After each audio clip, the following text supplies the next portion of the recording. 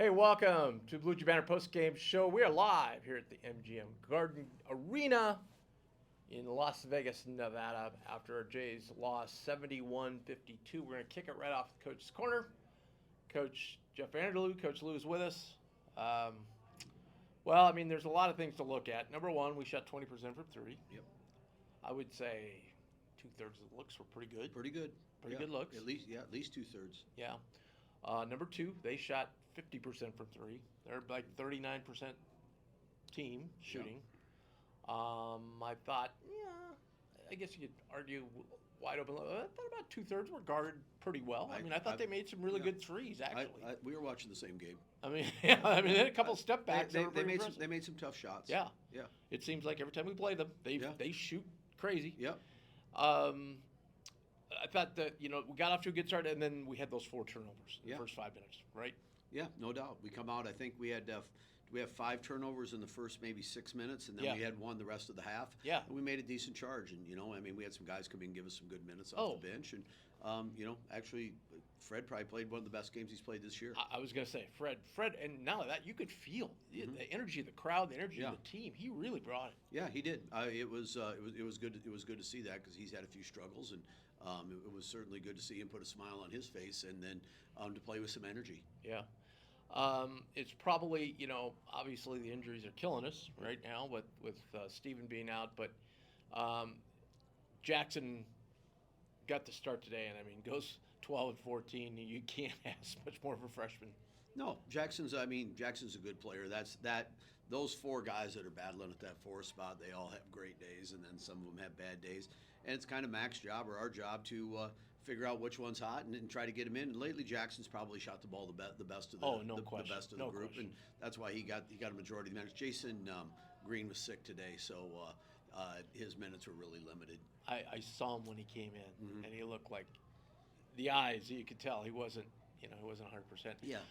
But yeah, no doubt Jackson shot the ball best, and I think the other 2 guys are pressing and struggling, and Isaac, again, in practice, I've said it a million times, doesn't hit anything but net. Does not miss. And he gets in the games, and you can just tell it's just that nanosecond of rush with the shot. That's actually one of the reasons I know that we went with Jackson was like, let's take a little heat off Isaac, and maybe that will relax him. And he put him in that role where he can come in off the bench, and but Isaac is too good a shooter. He puts too much time in. He's too good a dude. Good things are going to happen for him. Can we calm the fan base down, though? If you remember, 2 years ago, we went 0-2 in Vegas. Didn't look very good, and everybody was like, I think we lost 5-6 games at that point. Everybody's ready to burn the house down, and it's like, we made Elite 8, right? Yeah, no doubt. Right? It'll all be fine. We got to get Steven back. Getting Steven back is a calming force for everybody. And he shot this morning and actually was moving fairly well. Certainly not ready to play, but I think the original thought was he was going to be out for a while. I think it'll be shorter than that. Yeah. So, and I think Steven, most importantly, thinks it's going to be shorter than that. Yeah. I can attest to that. I was like, whoa, I couldn't believe the way he was moving. Yep. He was telling me today that he could beat me in a race. So, well, I don't know if that's a measure of when he should play or not. Yeah, that's what I said. If all you can do is beat me in a race, that's not you're not ready. You're not ready. He could hit some stand still threes and so forth, but going around the screens, I can see he'd be too tentative at this point. But he's made incredible progress. No doubt. We're certainly that gives us a lot of optimism, and I think he'll be back sooner than later. Yeah, we have today, and then we have a couple days off, and couldn't happen at a worse time. Like like I was telling somebody the other day, going into an MTE. That's the worst time for an injury. Yes, no question about it. But you fight through that, and these other guys hopefully will get some playing time and develop through that, and develop more confidence in themselves. What can we do just with Kalk, with the fronting and so forth? Now, there's a lot of things to go around, one of which I think hasn't really been talked much. Kalk's got to battle a little more to get in front of that guy. Yeah. And but when he does it, that pass has got to be there. It's got to be there. There was probably I don't know. Mac and I were arguing 5, 6, 7 times in the Nebraska game that he was open enough to throw him the ball, and we didn't necessarily do a great job of getting to him. He gets a little frustrated when that and he got frustrated today. Yeah, a little bit. There's no, and I understand his where the frustration comes from. He's just got to keep working and doing his deal to help us out. And then when the time comes, we got to deliver the ball to him. And Steven is somebody that really kind of helps that. And with today we put Ty and Shane in there at the point guard, and that's that creates a whole nother turn of events. Yeah, and Ty, hey, he's looked ready in the part and so forth, but he's probably not ready for this yet. You know what I mean? Yeah, I mean we've thrown him into the heat of the fire. Yeah. There's no question about that. But he had to. That's what it is. And I thought him and Shane both were adequate for getting major playing time today. But we're just so used to having scoring from that spot. And I'm not positive. I think they both got zeroed. Yeah. Which I'm not telling you they missed shots, didn't miss shots, whatever. But Ty only had one. I think he had one block. Shane didn't shoot. Yeah. But yeah. I mean, they're both were solid players. I thought they did a decent job. I thought Shane played defense pretty well. Shane's a good defender. When we were on that little run, he was in there. Yes. Yep. Yeah. No doubt about it. I keep saying this. Jamiya just has to have one go down. I think people think he can't shoot because they haven't seen him shoot. He can shoot the ball pretty decent. No doubt. And when we did our calls and all that type of stuff when we were thinking about taking Jamiya, they are all like he's a good shooter. So he just and we've seen and I know everybody will come back at me and go, oh, it's practice. Trust me, when these full court scrimmages, it's not like they're just standing there. They're playing tight D. There are scrimmages in practice where he dominates. There certainly are, and he's probably as true athlete as we have. Yeah, no question. He can create a lot of havoc on defense also. So we could use him maybe a little more on the glass than what he's given us, but. Those are all part of growing into a new system. I mean, everybody we've had come into our system, whether it's Baylor or Steven or whoever, it takes them a while to kind of get adjusted to how we play because we don't play like where they came from. Right. Exactly. And then once they kind of get it figured out, everything kind of smooths out. But when Jackson's hauling down 14 rebounds, there's probably not as many to go around as.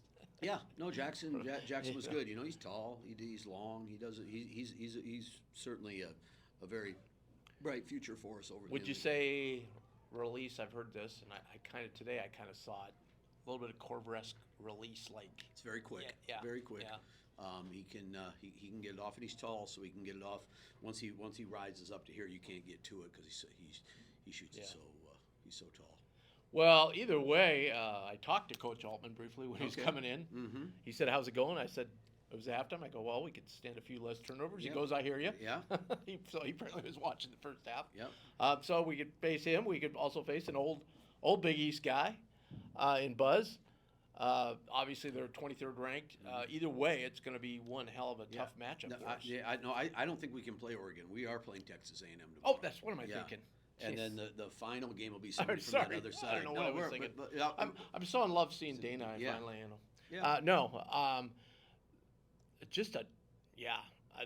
They've looked really good at times in the times I've watched them this year. Right. They had a really nice win. Was it over Ohio State? I think it was. Yeah. They've just had the one loss to Central Florida. Right. No, A&M's very good and they're very athletic, and boy do they rebound. So. We're going to figure out ways to keep them off the glass.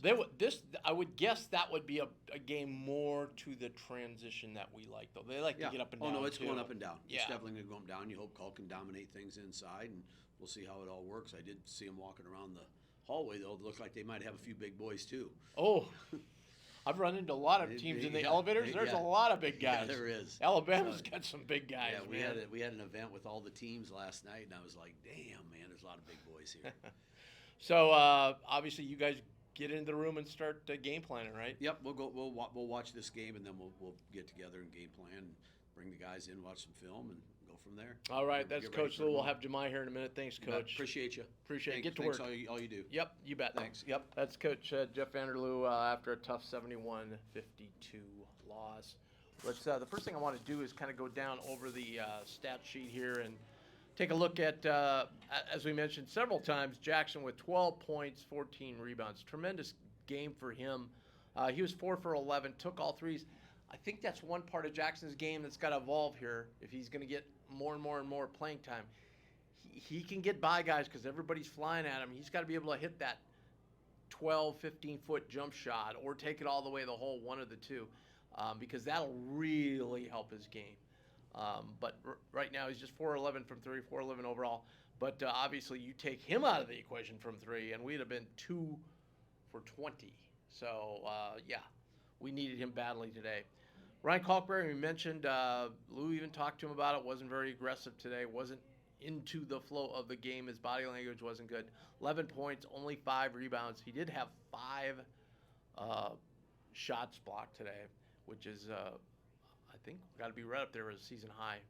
Pop Isaacs, boy, without him, we'd have been in big trouble. He took a nasty elbow at the end of that game. I hope Pop's all right. Looked like he was just ticked at the end of it. But he was only 2 of 10 from 3. Hit a couple early, but then the iron went cold. And I think at the end he was forcing a couple to try and see if we could get us back in the game. But he had 18 points, 5 assists, 2 turnovers. Jackson did have the 3 turnovers. We talked about the 2 in the first couple minutes that were, detrimental.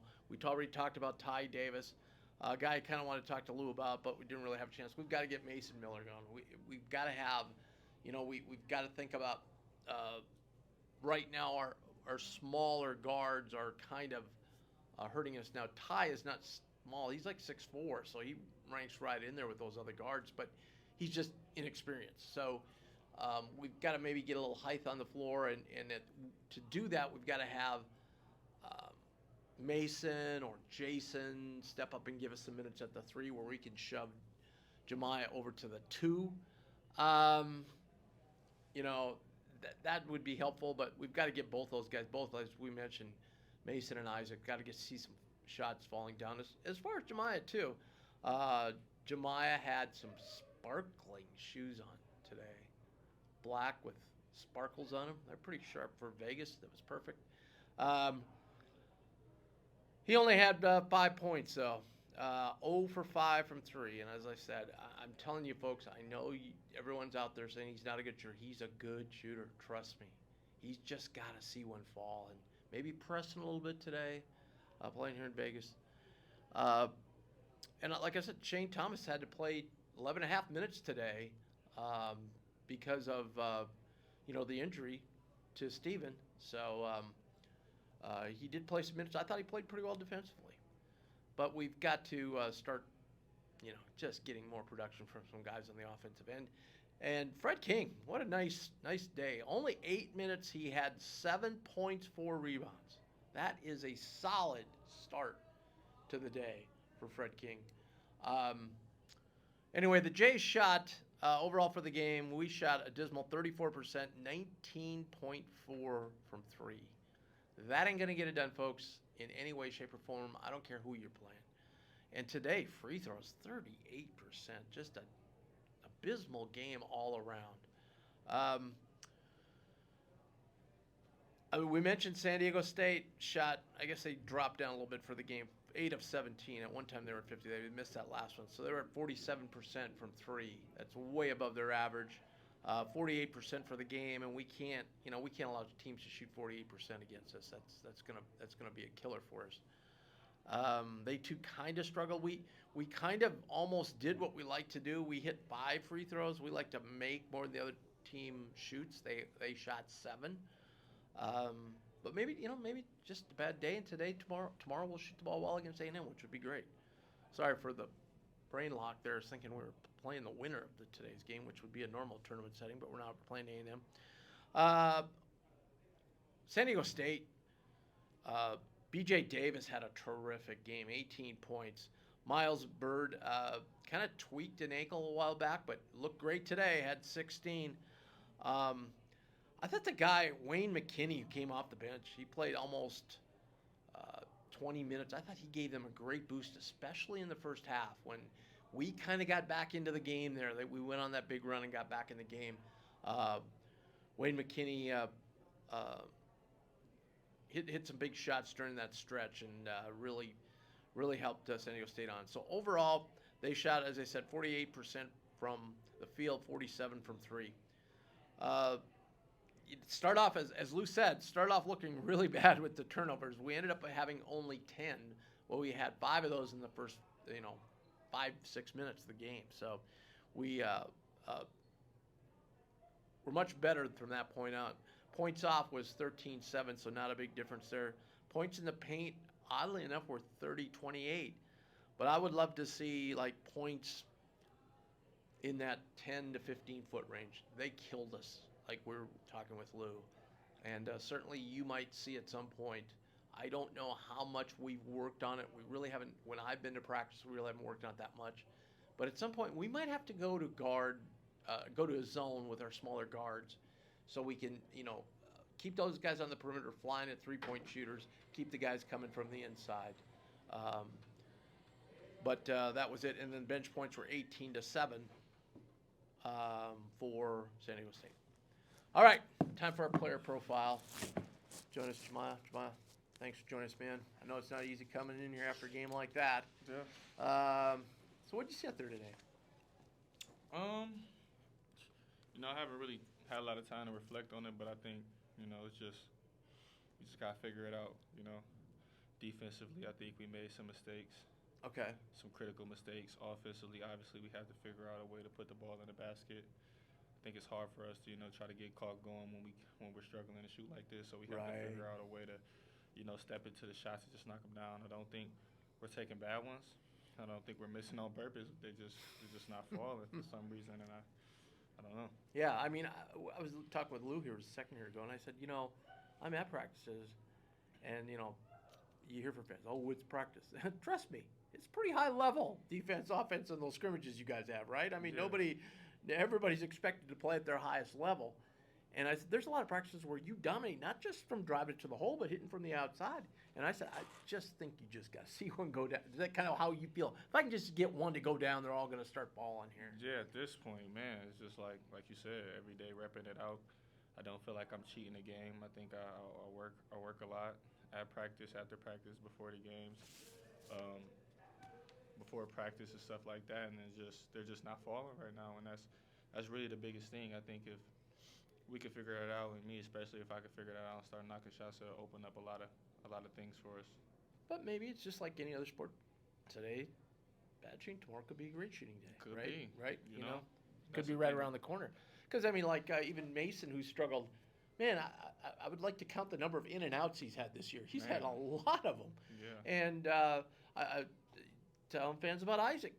At practice, he doesn't hit the rim. He just hits nothing but net. I mean, they're just not there. So, talk a little bit about the defense, because the last two games, teams have kind of what's kind of the strategy, because teams have kind of gotten that 10, 15-foot range and hit a lot of those little jumpers in there. What's the strategy on what you guys are trying to do? I mean, those are the shots we would like them to take. We're forcing them into those. We would like to try to get some more contests on those. And try to make them tough too. So maybe the contest hasn't quite been there as much. Yeah, and then sometimes they're just making them. And, honestly, sometimes we live with that. You live with them making them twos. But like I said, that's with the exception of us expecting to make those wide open threes. Threes is more than two. So even if they get a couple of those, they make a couple of those, in the grand scheme of things, statistically, it'll even out if we make a few more threes. And that's kind of our game plan going into it.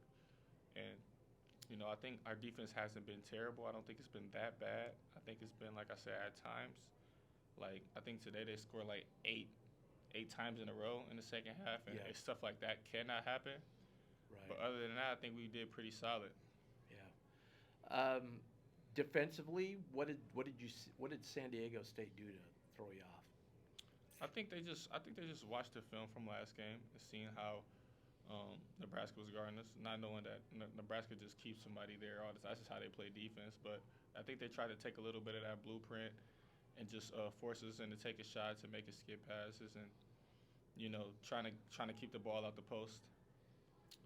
And I think they tried to execute it. I don't want to say they executed it well, but they did, because obviously they won. But like I said, I'm just at a loss for words, because we're just missing, and we have shooters. Mason Miller, a great shooter, shot over 40% from three last year, hasn't hit one yet.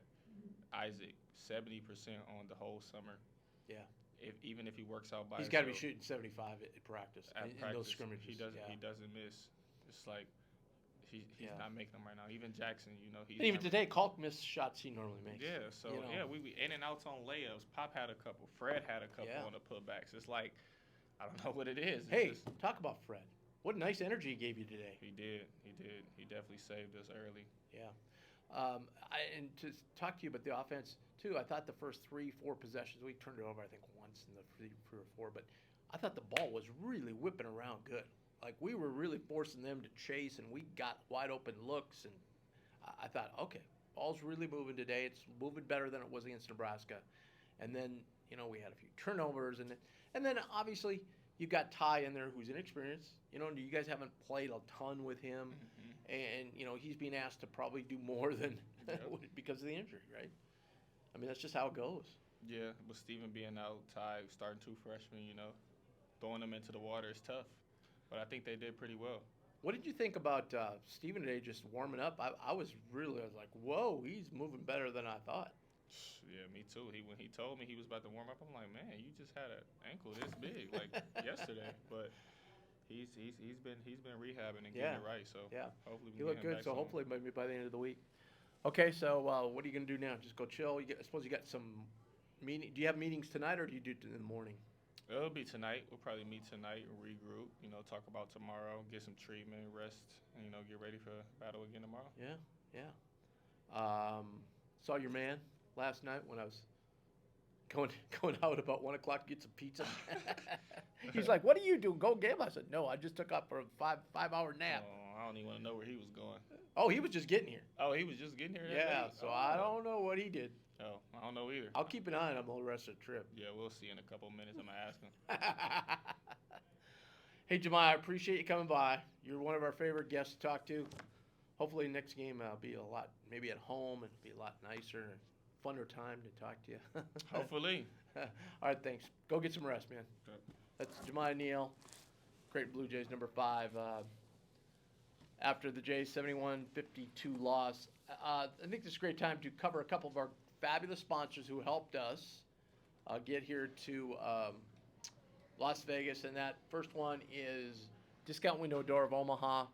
If you need new windows, this is the place to go to. You'll be blown away by the price difference between a couple other companies in town who claim to have the best product and best prices. They don't. Discount Window and Door has a fabulous lineup of windows. They will walk you through the whole process. A guy will come out, show you everything they have, and tell you exactly what they could do for you to enhance the beauty of your home and also make it much more energy efficient. I've noticed a huge impact in my heating and air conditioning bill since I got the windows in a few months ago. So check them out. That's Discount Window and Door of Omaha, 402-884-8989. That's 402-884-8989. Also, longtime sponsor of Bluejay Banter, and our post game is CareMinders. CareMindersNebraska.com is where you need to go. If you've got an injured, ill, or senior loved one who needs care, reach out to CareMinders and go to their website here. Sometime over the holidays, you get a little bit extra time. Go to their website, check out everything you have, because that's kind of when you see your elderly loved ones who maybe are not doing as well as they once have, and they probably need some additional care. Check out what they have, so when that time comes, you're ready to make that call, and you know exactly what they offer and exactly the care they can give, and they will give you such great peace of mind. So give them a call, 402-532-1383, or go to caremindersnebraska.com. So we've got A&M and Oregon later today. Actually going on right now. So Oregon will play San Diego State, and A&M will play Creighton. Now, this will decide kind of the seeding. You can kind of look ahead, like whoever loses tonight between Houston and Alabama is going to kind of fall into that secondary bracket. Not that they still couldn't win just the way the games would flow, but they have its record, and then they have tiebreakers beyond that. But whoever loses tonight over there, we have an opportunity to play that team. If we were to go 0-2 and another team on the other side, Notre Dame, Rutgers, whoever would go 0-2 on that other side, that's who we'd play on Saturday. So, but we still could end up playing Rutgers, who's the top 25 team again. So we'd play another top 25 team, which would just pile on to the schedule we've got. But tomorrow, big test with Texas A&M going up against a guy that we know well. from Texas A&M, and like Lou was saying, they're an up-and-down team, so I think that helps us a little bit. San Diego State likes to grind it out, although I thought this team pushed it a little more than most San Diego State teams did. But at any rate, that'll be an interesting matchup tomorrow, and we'll see how this game today plays out and moving forward from there. So tomorrow, again, the game tips off here in Vegas at 3:30. Omaha time would be 5:30, and then we will be on right after that. So we're going to tape the show again tomorrow. We'll put it up on YouTube. So give us about 90 minutes to 2 hours, and you can go to YouTube. I'll put it out on Twitter when it's ready to go, and you'll be able to see our show, see our interviews. Tomorrow we'll get Jackson McAndrews here, so that'll be great. And so check us out then. Thanks to everybody. I want to thank Meg. Oh, let me come in. Come on, Meg. Come on in. Here's Meg. Hey, guys. You've probably seen her at Let It Fly. She does social media for Let It Fly. She's helped us out a ton with the Bluejay Banter Monday show, and she's here in Vegas helping us out do the YouTube video for you guys today. So thanks to Meg. Now we're gonna go enjoy everything Vegas has to offer. I'm so excited. All right, thanks, folks. We'll see you again tomorrow.